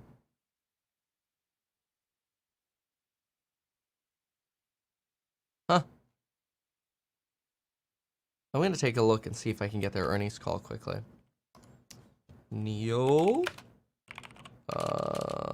Transcript. Tesla, 230. That's a big number to hold. You really want to hold that number. 230 is a pretty big line for Tess. And right there at it now. Bobbing around with it. Okay, let's get NIO. Oh, the earnings call is out. Okay.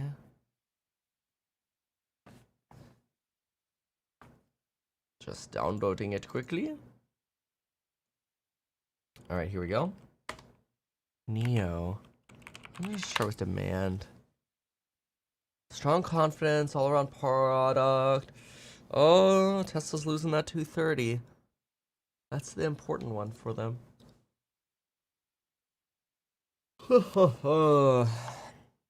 NIO charging network will become available in every country in Chinese mainland. Okay, what about any macro commentary here? Macro headwinds.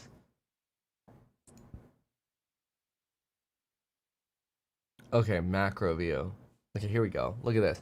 If you look at the overall passenger vehicle market in the first half of this year, it has increased around 3.6%.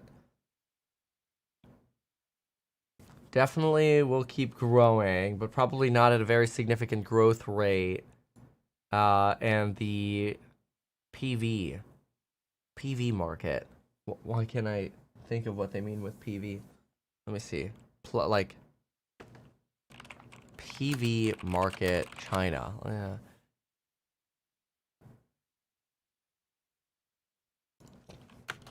I'll just type NIO after it. Let's see what they mean.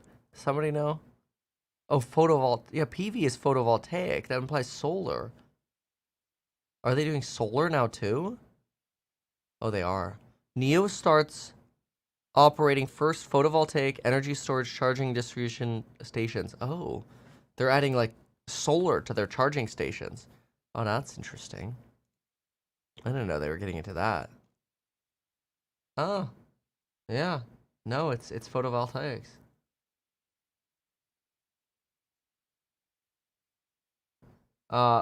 Far real. What do you mean? I mean, we know there's secular. We know the deflation of the last 40 years, but what are you talking about with the game has changed? I think. Oh, you're probably implying second wave of inflation talk, aren't you? Yeah, no, I don't believe that, but that's okay. It's the cool thing about the market is everybody gets to have a different opinion. Okay, it's our forecast. So how do we understand these major drivers? What's your forecast?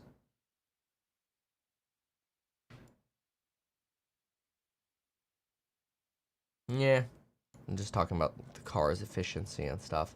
Doesn't seem to be much talk about macro. I don't think that earnings call is actually very useful.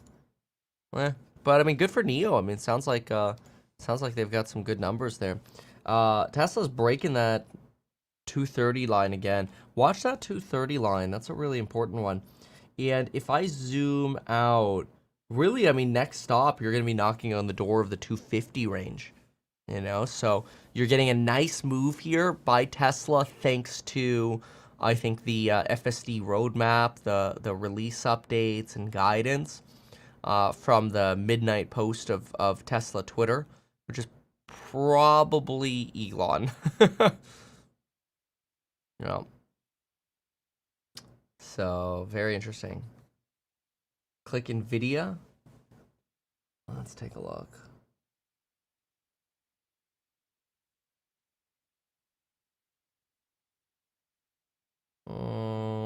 Yeah, it's having a lot of issues at that line. NVIDIA, there we go. It's also getting a little stuck at that line. Now, I think these lines are important. So somebody here says, I would put any real capital work until after the election. You mean you wouldn't? Oh, hold on. CNB Sizzle thinks they have breaking news.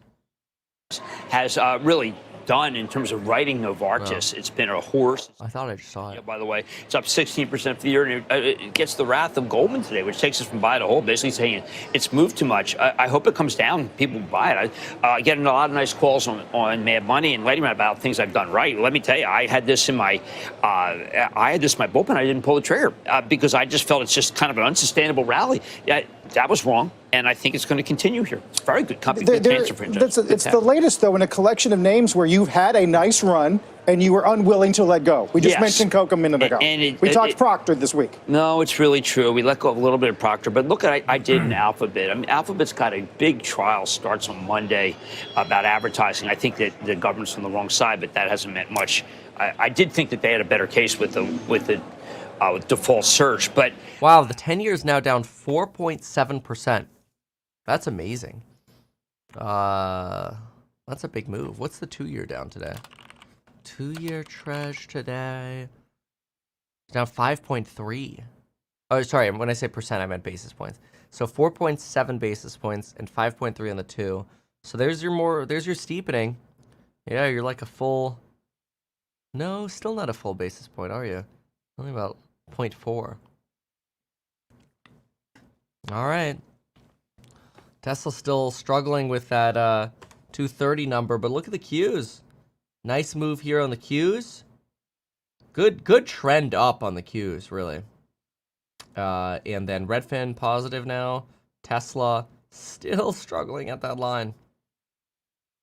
I know some people are going to short it here. Some people are going to go long here. You're gonna one of y'all's gonna be right at this break point. Let's see here. Affirm 3.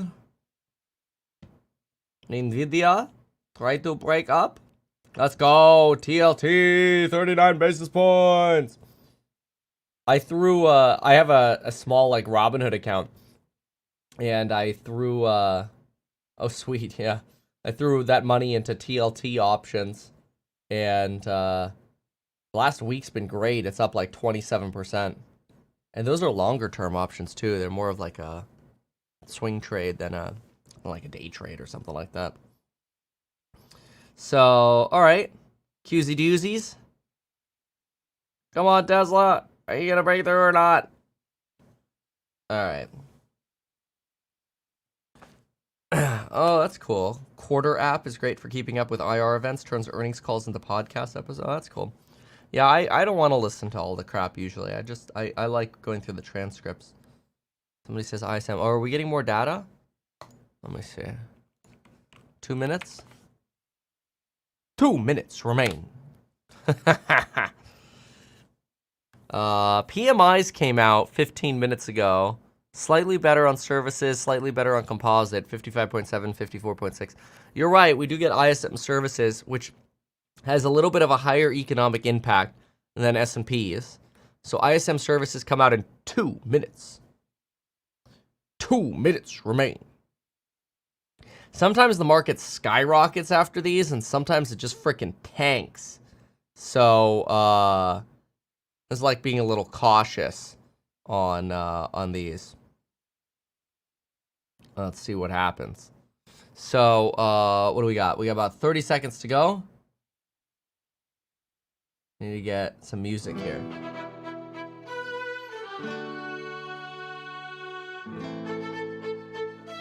Oh, it's too low.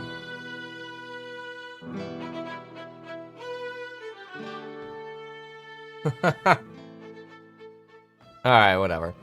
All right, y'all ready? Here we go. And ISM, we're expecting it to be 51.4. Prices paid 56. New orders 51.9. That's what we're looking for.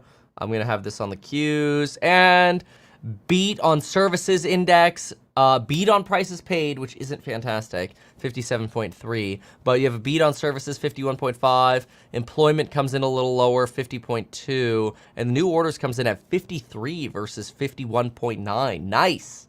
It's actually good. Nice expansionary figures here, so decent. And let's see if we can get a little bit more detail there on the ISM services numbers. ISM report on business. So, but I mean, I guess the way I would look at it is good for non-recessionary, but not so great on that prices paid side. So I wonder if you're going to see yields tick. Yeah, yields ticked up a little bit there, just a smidge. But you're still negative on the day, down about 3 basis points still on the day. But I did see a little bit of a move up. Not much. I mean, well, then again, we were at 3.72. Now we're at 3.78. Yeah, still ticking up a little bit. Still down about 2.4 basis points on the 10-year. Interesting. So thanks for whoever gave me that heads up there. Oh, it did push Tesla through. Look at that. That helped get you over what's it called? 230 here on Tesla. Somebody says Tesla heading to 245 today. Nice. Let's see here. More music, says someone. Let's go. Yeah, this is a nice big move here on Tesla. That 230, big number. Let's listen in here. Verizon gave up some early gains. Frontier down as the price was lower than its close. Tesla announcing plans to roll out its full self-driving assistance software in Europe and China next year, pending regulatory approval. More on what it means for the stock later this hour. You know, they've been saying that for a while, though. So I think it's kind of interesting that the roadmap has helped so much. It's just I don't think there are a lot of people selling Tesla right before the robotaxi event, maybe. Antonio Neri in just a moment this hour. Got some eco data crossing, as Sarah said. ISM services for August, 51.5. We were looking for 51. Of course, anything above 50 does indicate expansion. Jobs, employment, 50.2 versus a prior 51.1. New orders, 53. Prices paid, 57.3. Market seems to appreciate the fact that we are still expanding on the services front. I was going to say, market likes it. Good news is good news on the economy right now because this market has been hypersensitive to any kind of growth scare data. And the data this morning is mixed. Good news on services just now, but a lot to chew on when it comes to jobs. Let's start with ADP. Private sector job read comes ahead of the big government report tomorrow. And it was weaker than expected. 99,000 jobs added during the month. Economists were looking for 145,000. Here's where the jobs were and weren't. Education, a big contributor, and so is construction. But actually, jobs were lost in manufacturing, in business services, in information technology. Also, if you break it down by small, medium, and large size firms, Carl, small firms actually lost jobs during the month, down 9,000. The gains came in medium-sized firms. So just notable about where the strength is and where it isn't on job growth. Just some other data to pull out of the ADP on wages, because we've been watching that. The Fed's been watching that as it relates to inflation. So wage growth, they track wage growth for workers that change jobs, where you do usually see an increase. It was pretty much unchanged at sort of 7.3%, I should say. And that is the lowest pace since 2021. Now, it's still healthy growth for wages, but those numbers have come down. And then for people who stay at their jobs, wage gains of 4.8%, again, unchanged, but lowest since spring of 2021.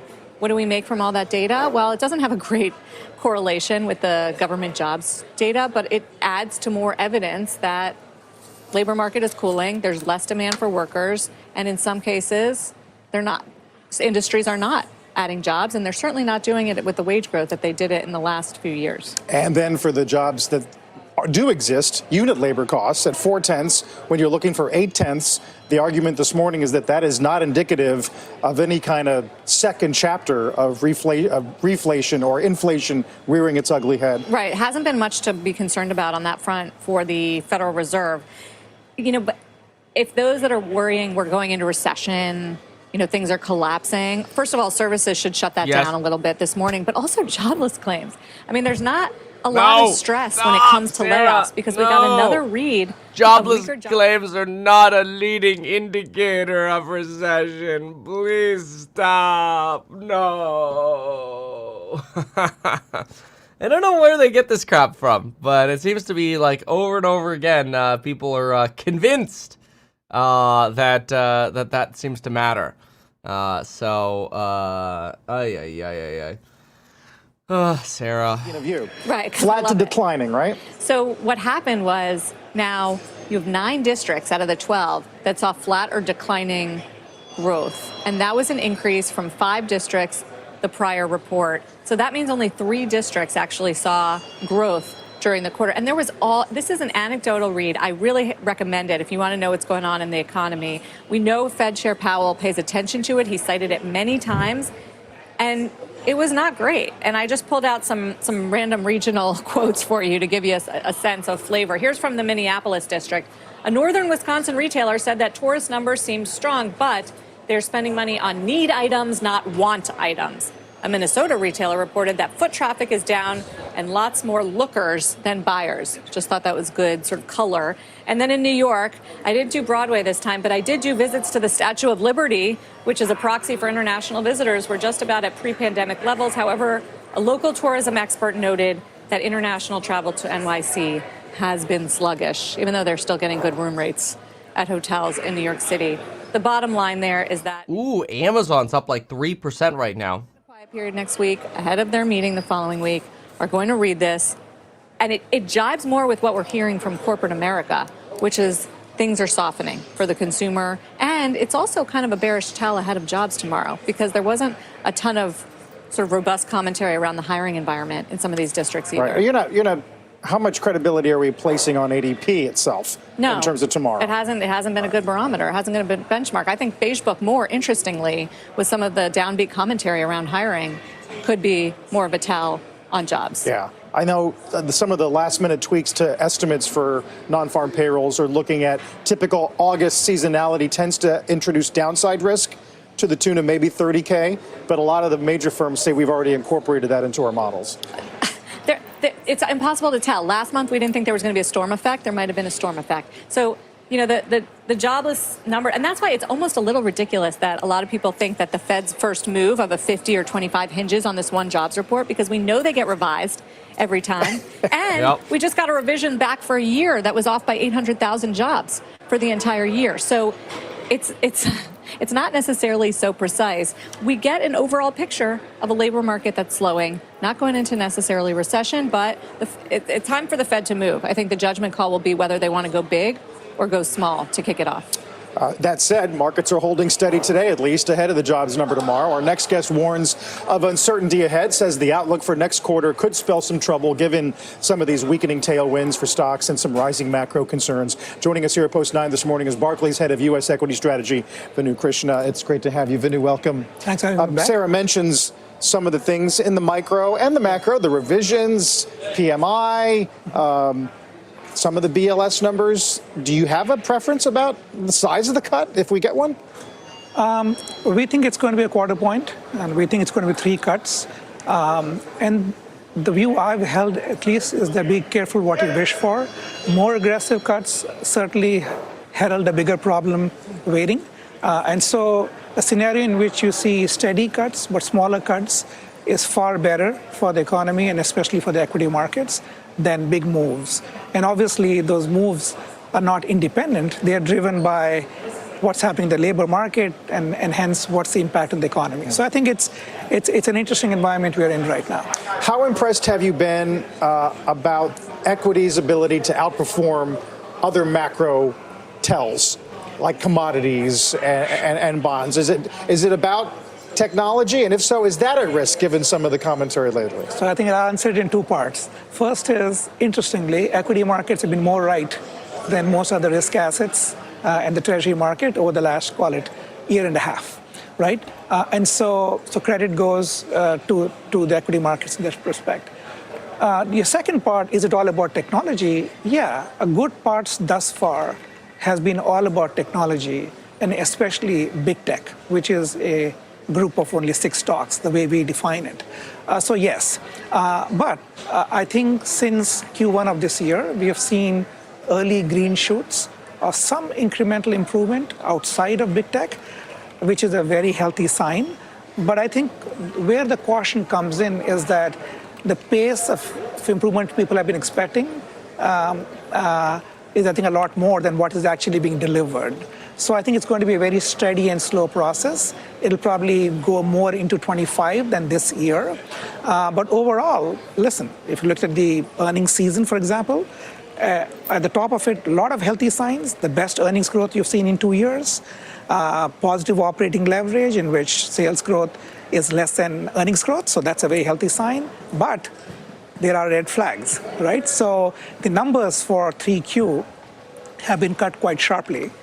And yet the numbers for subsequent quarters have been untouched, which tells me that there's clearly a fair amount of macro uncertainty. The other way to think about macro uncertainty is if you look at what the derivatives market is telling you, look at the forward S&P wall curve over the next month, NFP is the biggest event. And the move related to that in S&P, Non-farm payroll is the biggest event. Yikes. the last, call it 2 odd years. So I think labor market and hence its implication on growth remains a critical element right now in the markets.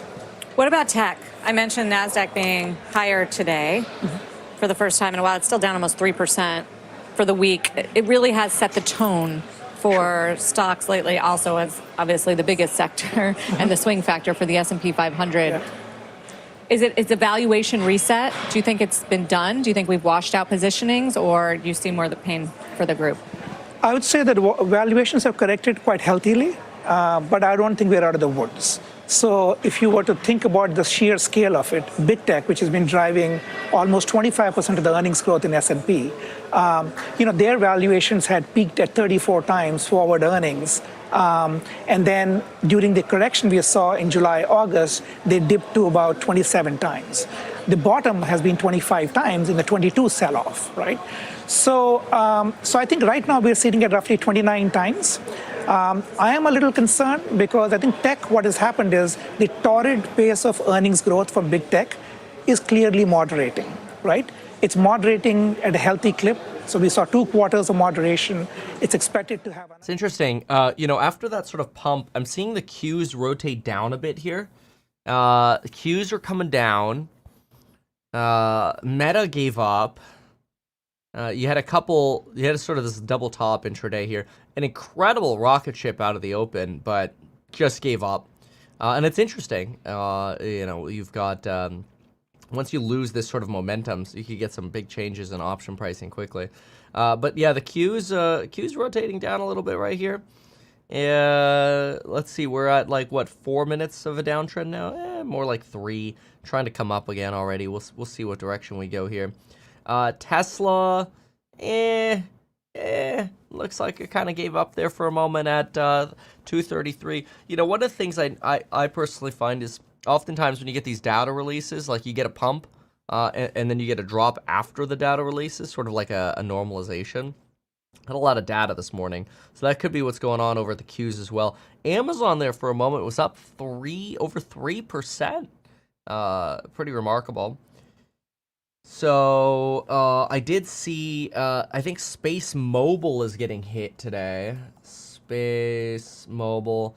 Yeah, they're down about 16%. Now, they had a lot of momentum there for a while. We actually did an analysis on them in the Course Member Lives over here, somewhere around here. I can't remember exactly where. Oh, it may have been over here. I think it was in July, before this giant run.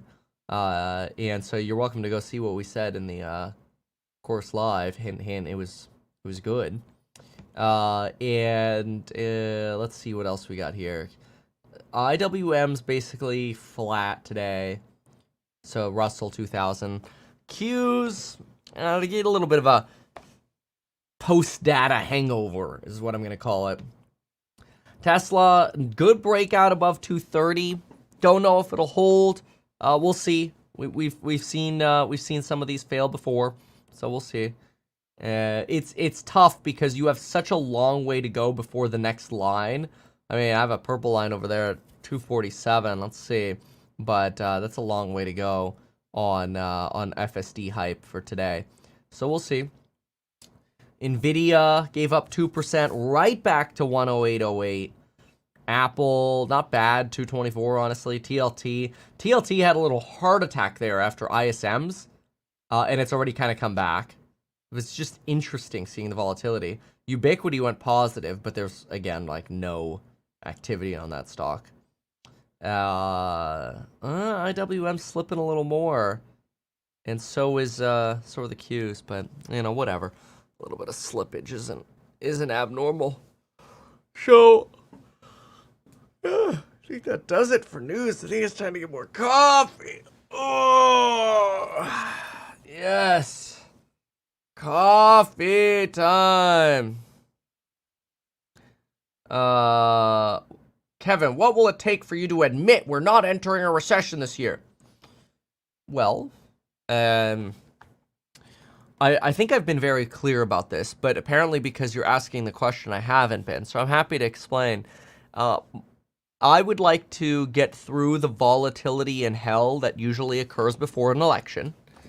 And then between now and Halloween, I'd like to evaluate what data we have that is leading, you know, not lagging indicator.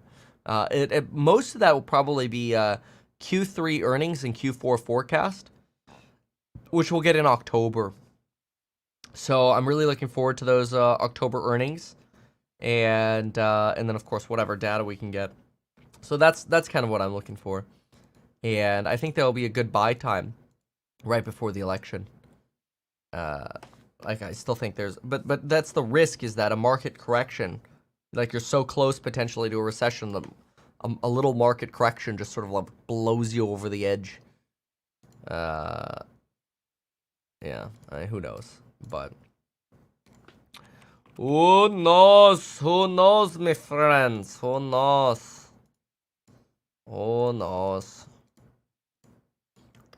Okay. Yeah, I'm just wrenching some of you. By the way, if you end up joining the courses today, before the Labor Day sale ends, make sure you leave a comment. Scroll back to the August 2nd course member live stream. Leave a comment there, and I'll get you the little blue wrench. So that way you could chat on this channel, you know, if we're on members only or whatever chat. It just makes it a little easier for everyone. So, yeah, just did some wrenching. But leave that over on the August 2nd live, course live. Okay, I'm going to take a quick look at Bloomberg here. Let's see if Bloomberg has anything. Okay, what do we got? Trace. What is it? Participate in the revenue generated by the projects. And Liz Cheney is breaking from her party and staying true to her opposition of Donald Trump. The Republican from Wyoming has said she will vote for Kamala Harris. Cheney was previously a member of the House leadership. Ooh, Space Mobile down about 19% now. Voted to impeach Donald Trump after the January 6th attack on the Capitol. Katie? All right, and more on the White House race. We are 2 months away from Election Day, and Kamala Harris says that she will impose a 28% capital gains tax for Americans making more than $1 million. For more on what we've heard from the candidates, Bloomberg's Enda Curran joins us now. So, of course, 28%, it's below the 39.6% rate that President Joe Biden has embraced here, but it's certainly higher than the current capital gains tax of about 20%. What more do we know about Kamala Harris's economic proposals as they stand right now?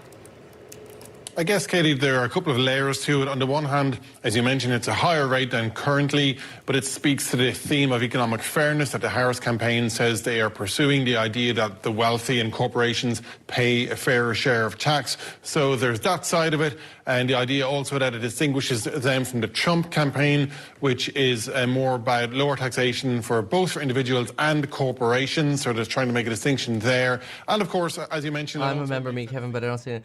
Email us at staff@meetkevin.com. We'll take care of you. We'll get that solved for you. So it's showing that, yes, it might be more punitive than currently, but certainly not at the level that President Biden has proposed. So they're trying to straddle a bit of ground on this, but it all adds into the idea that Vice President Harris' economic policies is meant to be about pursuing economic fairness, and tax policy will be at the center of that.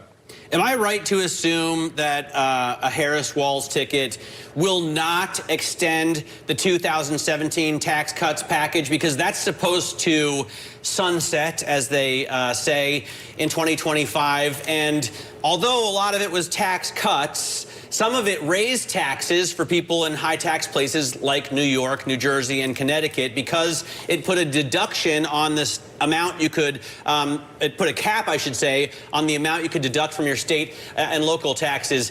Is that going to go away if Kamala Harris wins? Well, I would say, first of all, Matt, there's no certainty on what will happen with the tax cuts that are expiring next year, regardless who wins the presidency, because, first of all, it depends on how the Congress goes, and that's going to be a very important variable in all of this. Obviously, if there's a sweep on either side, then yes, they will pursue. I wouldn't be surprised if we don't get a sweep, that you just end up having a stalemate in Congress again. It's just, I don't know, it just seems to be, with how divided things are, an unsurprising feature, I suppose, of government.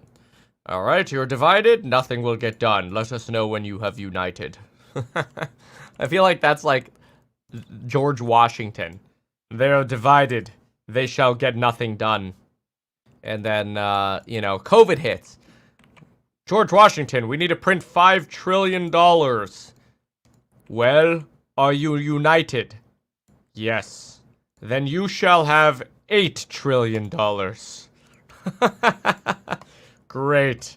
We will run the printers. 1 year later. Can we have more stimulus checks? Are you united? No. Then no. Alright, folks. Yeah, it's time to push L button. And we'll jump on over to do some course member analysis. Here we go. Even though I'm a licensed financial advisor, real estate broker, and becoming a stockbroker, this video is neither personalized financial advice nor real estate advice for you. It is not tax, legal, or otherwise personalized advice tailored to you. This video provides generalized perspective, information, and commentary. Any third-party content I show should not be deemed endorsed by me. This video is not and shall never be deemed reasonably sufficient information for the purpose of evaluating a security or investment decision. Any links or promoted products are either paid affiliations or products or services which we may benefit from. I personally operate and actively manage ETF and hold long positions in various securities, potentially including those mentioned in this video. However, I have no relationship to any issuers other than HouseHack, nor am I presently acting as a market maker. There you have it. Thank you so much for being here. Coupon expired tomorrow. See you all soon. Goodbye. Good luck.